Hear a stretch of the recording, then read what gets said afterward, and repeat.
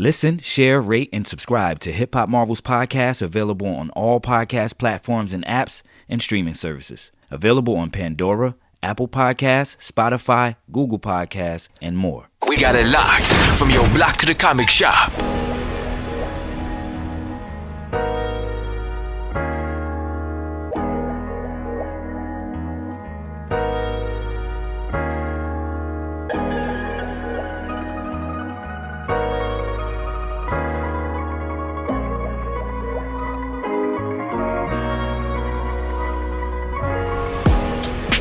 Welcome to another edition of INBETWEENERS, brought to you by the Hip Hop Marvels podcast, your friendly neighborhood plug for all things hip hop and Marvel, where we got it locked from the block to the comic shop.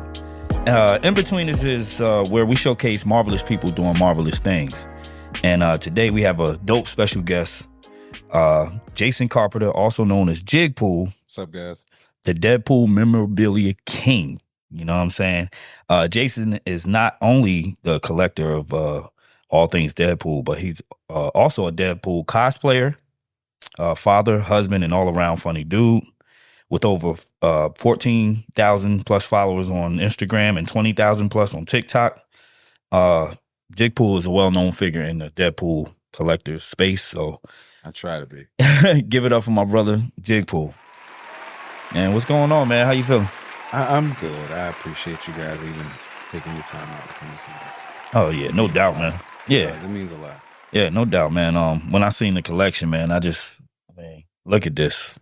When I seen the collection, I was just like, I aspire to be that, because, nice. Like we were discussing off air or whatever.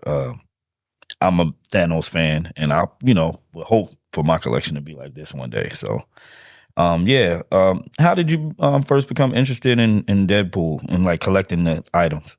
I first saw Deadpool when I was a teenager. It was a walk I used to take going to the arcade, leaving my grandmom's house at the comic book shop, and it used to have his face in the window. I never knew who he was at first. Right.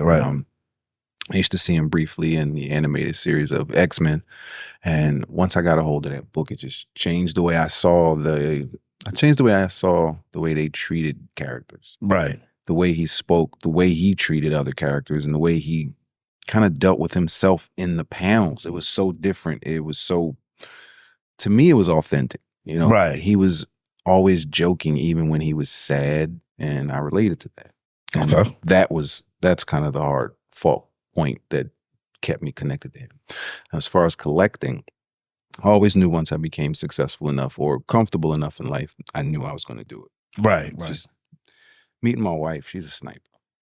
She finds a lot of these items for me, man. That's what's up. She's dope. That's what's up, having somebody, on your side like that, in your corner, that can, help you out. Because collecting, that's a tough job. It is. That's a tough job. It is. I've been scammed a couple of times. Oh yeah, I can imagine. Yeah, I can imagine. Yep. When you come across a situation like that, like, what's your plan B? As far as getting scammed? Yeah, I mean, like if you run across a scam, like, do you have a backup plan? Because you never. I'm still new. I'm still learning. I'm still learning the brands. I'm still learning the placement and the timing of certain orders. The item that I got, it was advertised as an original. It ended up being a bootleg. Oh, wow. But I've learned some information about bootlegs. They're made in the same factory as some of the real. The only difference is they're the scrap pieces. So okay. For me, I open it and make videos with it. So right. I saved $100 in my eyes. Right.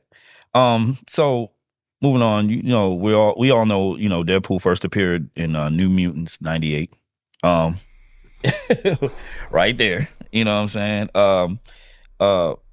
What was the first Deadpool comic you ever read or collected? And Deadpool kills the Marvel Universe. I kind of figured that. And what is your GOAT Deadpool issue? Like, your crown jewel. One specific issue would be the Itsy Bitsy issue when Deadpool and Spider-Man. Spider-Man, right? Yeah. I love that team up. Weird daughter. That Itsy Bitsy, she's sick, but she's dope. That's my favorite issue. But my favorite run would be Dead Presidents. When all the weird presidents come back and he has to kill them all individually. That's my favorite. Okay.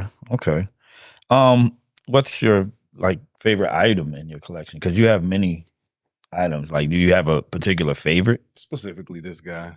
My wife got me. It's me. So I mean, just by default, this one would be my favorite. Okay. Yeah. Dope. How hard is the search for a particular item? When it's common, it's easy, but it's also easy to get scammed when it's common. When it comes to a hard fought item like this guy, it depends on who you're buying it from. Some items really only depend on who has it. This would be a Mafex that, you buy it straight from Mafex, it'll be about $220.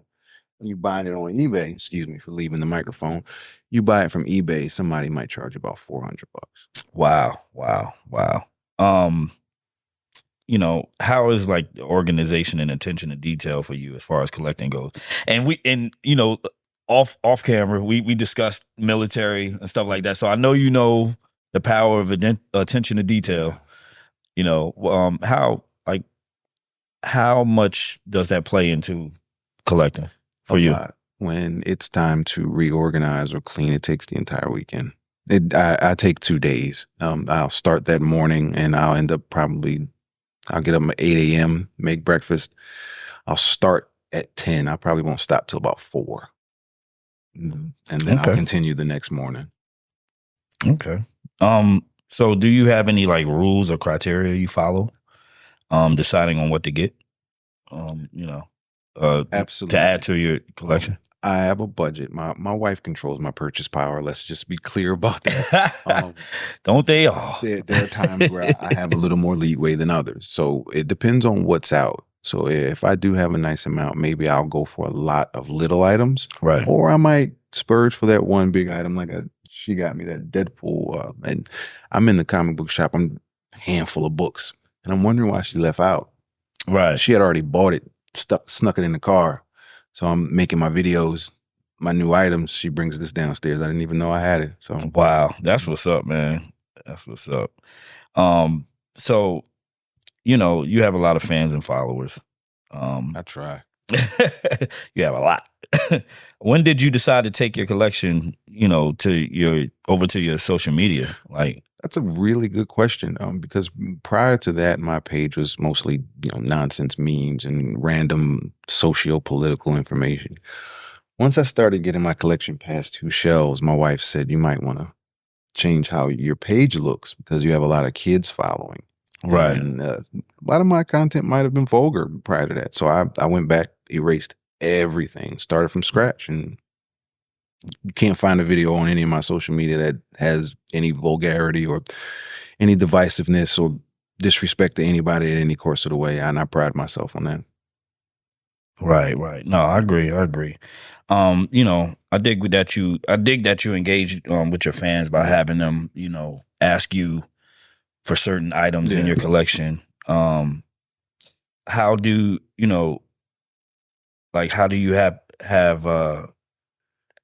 you have them engage as far as, because I know some of them, they ask for particular items. Do you hit them with certain tasks that they have to do in order to? No. That's another thing I pride myself on because I get a lot of comments like, no way you responded. It's like, oh my God, thank you.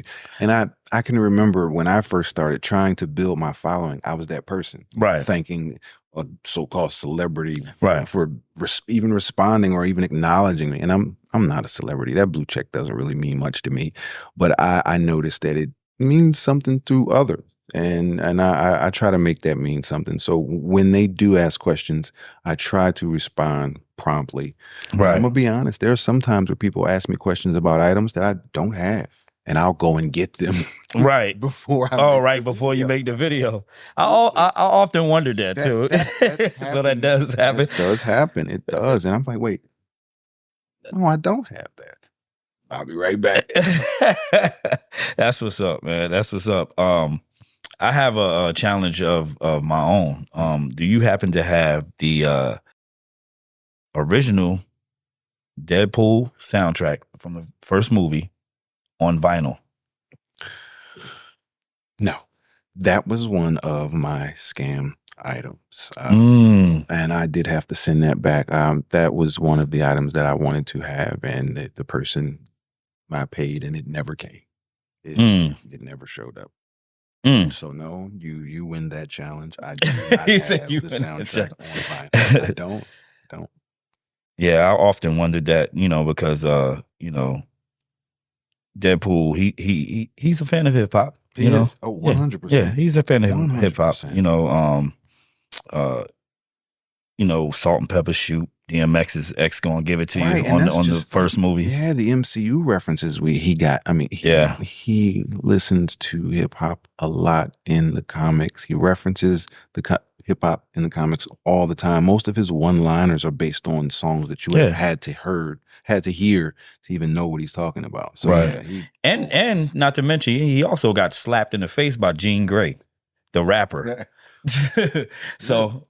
Do you remember that? You didn't know that? No. Wow. That's dope. Yeah, Jean Grey, the rapper, she slapped him in the face. I'm gonna have to read that.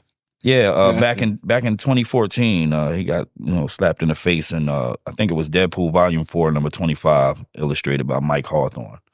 That's dope. I may have just glossed over that. I'm gonna have to look. Yeah, she actually slapped him, he gave him a little slap. But info, I appreciate that. What are some of your favorite hip hop artists, and what current artists are you listening to now? As far as current artists, besides Wayne, you can call him current, right. relevant at the moment, but current artists, absolutely none. I still listen to 90s hip hop. 90s hip hop. I'm gonna be honest. Most of my playlists are old stuff. I have Phil Collins loaded. That comes on in the car when I drive. I listen to rock most of the time. Okay. As far as hip hop now, it's kind of destroyed it. My favorites would be Wu-Tang. Notorious B.I.G. is very low on my list, and I know that would cause a lot of flack, but I feel like he didn't give us enough body of work for him to be as goated as they claim. I mean, to be devil's advocate. Devil's advocate. A lot of I get that notion from a lot of people. Yeah. They say he doesn't have that much body of work, but same way I feel about Slick Rick. People give him a lot of GOAT status, but could you sing more than 2 songs of Slick Rick? That's subjective. I mean, I think so. It's just because you're going by certain people's some people, you're not only going by body of work sometimes, you're going by just lyrical ability, flow, stuff like that. So I get it. Apples and oranges. That's my point. Right. I haven't heard much of it other than those 2 songs. Those are the songs, yeah. I guess you would have to have been a fan and bought the album to know the deep cuts to understand what their true talent is. And of course, I appreciate on the surface value, but I just need a little more. I feel you. I feel that. Have you ever met any fellow Deadpool collectors? One. Mike Hext. He's a really cool guy. He sends me stuff off and on. He's also a Venom collector as well. He's a really big Venom collector. I know other collectors, but as far as Deadpool, no. Most people, it's weird that I found out that most people don't like him just as much as I like him. Okay. A lot of people don't like Deadpool. They find him really easy of a character to like, so they find it kind of idiotic a lot of times. Right, I get that a lot. Yeah, no, I can see that. Your fans often question you about, having certain items from other characters besides Deadpool. What are some of your favorite non-Deadpool items in your collection? One, the Stan Lee pop, but I have a couple of Kingdom Hearts. That's what it's called. Kingdom Hearts. My wife is a big Kingdom Hearts fan, so I try to collect those items as much as I can. I have some She-Hulk items, and that's really it. I have a black cat from Spider-Man and Johnny Storm, Fantastic Four. That shelf over there in the middle is the only one with other people in it. That's it. That's it as far as other people. And I have some Wayne Funko Pops. Okay. Have you ever sold any items from your collection? Or? No. No. I know some people are like, is that for sale? I've done is that some for sale? giveaways, but I Okay. don't sell. Okay. All right. So let's say there's a guy out there who loves the hell out of Thanos. Wink. Right. Well, what advice would you give someone who is starting to collect? You know, we talked about this earlier. The front of the comic book shop, there's always the cheapest items, and popular characters always have their side items stuck up front. And people usually either dismiss them or they find them right before they check out. You start off with pins. You start off with Funko Pops. They're usually the cheapest. You can start on Amazon as far as Funko Pops, because you can get a box set of mystery of that character, about $20-$30. Start with Funko Pops, start with pins, and then start with T-shirts, and then work your way on. That's great advice, actually. That's great advice. The small stuff. Absolutely. Yeah, 100%. Small stuff. I mean, because you think you take $100, and if that's your budget, you can get 10 to 15 items if they're small, as opposed to 3 or 4 $30 items with tags. Okay. So you know, we talked a little bit about this also off you know, air. How'd you you know, let everybody know how'd you got your start? You know, how did you get your start in collecting? Because, you know, you gave me that 2019 quick summary. I haven't been collecting that long. A lot of people think it's been longer. Once I got here in Durham, meeting my wife, honestly, being a Black guy and having disposable income is rare. And being able to live the life I live, I truly appreciate my wife. That's really the only thing I can say. She's put me in a position to be very successful and to just build on what I'm doing. And now I'm making money off of my collection of toys. You know, I only say that way because that's how other people say it. All right. No, that's what's up. Shout out to wifey, man. Yeah. You know, that's what's up. So I asked this question to almost all of the guests that we have on the podcast, in between the segment. We all know in the culture of hip hop, there are 4 elements: MCing, DJing, breaking, graffiti. Right. You know, and there are also 6 infinity gems or stones. Some people say gems, some people say stones. Right. You know, what 2 new hip hop elements would you add to make up hip hop Infinity Gauntlet? Because you have those 4 elements already: DJing, MCing, breaking, graffiti art. What 2 elements would you have to make up hip hop's Infinity Gauntlet? Wow. That's a fantastic question. I don't think I've been stumped much in my life. That is really interesting.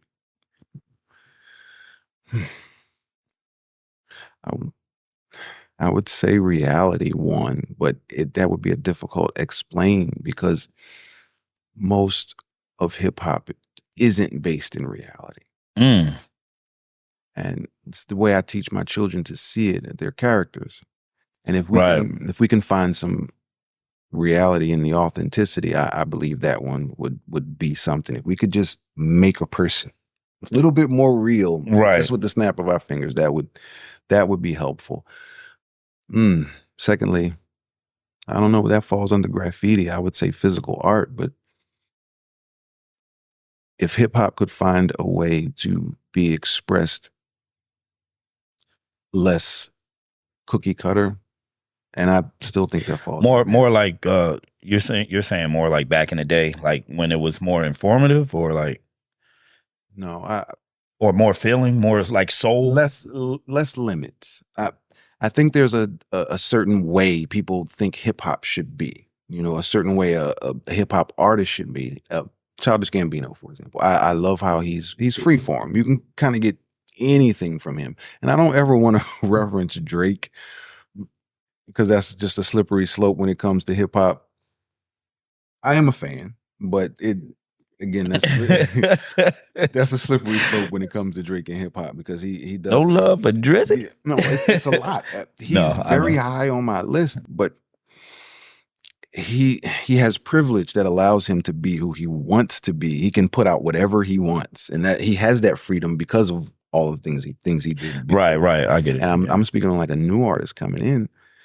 they don't always have that freedom to be themselves because it takes longer to catch on because you have to find those people that I get it, and that's the stigma with a lot of rappers, which is why we're hearing a lot of the same things from. So I get you. I get your ideology. I don't know what you would call that because I still think that falls under the reality of it. So I can only find one that finding some reality. Yeah, that's that reality. Reality. But finding infinity stones for hip hop. So you saying two reality stones added to hip hop? A double dose of reality. That's the only thing I can think of. A double dose of reality. I like it. I like that. The reality of our hip hop it's based in. You're right. It's not in reality. So I don't know. I don't know whether we need one to negate that one or what. I don't know. I'm sorry. I don't have a good answer for that one. That's a really good question. I appreciate it.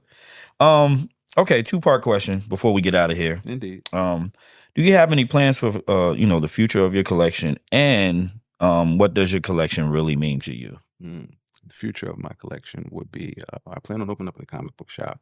We want to open up our own comic book shop and have this as sort of like a museum or shrine. Back. Yeah, absolutely. I want a dedicated gaming space, for D&D, Magic the Gathering and those other card games, and just a general place for people to be able to be themselves. And that's just the biggest idea of this whole community. Just the freedom to literally be exactly who you want to be. That's just it. Right. Which is what you basically was saying, like hip hop should be. It should be able to be yourself. Right. You shouldn't have to come into the game and, I can't say or do this because they won't see me a certain way. Just be yourself. Right. And that's the same thing with this community. And I'm almost 40 and I dress up in spandex. It is what it is. I do. I dress up. I play with fucking toys. Speaking of, have you ever been to any engagements as a cosplayer, like as as Deadpool? Recently, the last signing at Ultimate Comics when Alyssa Wong came, I went. You went full gear, full battle rattle, right? And I was so darn nervous. It was crazy. I don't think I've been that nervous since I was in high school. Man, it was a nerve-wracking experience, but it was really fun. I took a lot of pictures, so it was fun. That's what's up, man. Let the hip hop Marvelites out there know where they can find you. Any special projects coming up, events? Yes. You can find me on Instagram, TikTok, Facebook. All of them say Jigpool. I'm probably the only one if you search it. There's a Comic-Con coming. I will be there at the Raleigh one. I believe it's in Raleigh. There's another one in Charlotte coming. I will be there. You guys can reach me any time of day. You want me to show up somewhere if it's close, I can try to do it. I definitely will. Man, I appreciate you. I appreciate you guys joining us, man. Awesome. I think this is fantastic. I appreciate you. Taking time out to show us your collection. Your collection is awesome, Thank bro. you guys. Like I said, you inspire me. And yeah, man. Hip Hop Marvelites. This is Jigpool. Thank you. Guys. Remember to listen, share, rate, and subscribe. At Hip Hop Marvels on Instagram, Twitter. Hip Hop Marvels, all one word, on Facebook. Now we're gonna provide you with the visuals from now on, so you'll be able to see us on YouTube. So subscribe to that as well. I'm your boy Floyd here with Jigpool. Hip Hop Marvels. We out.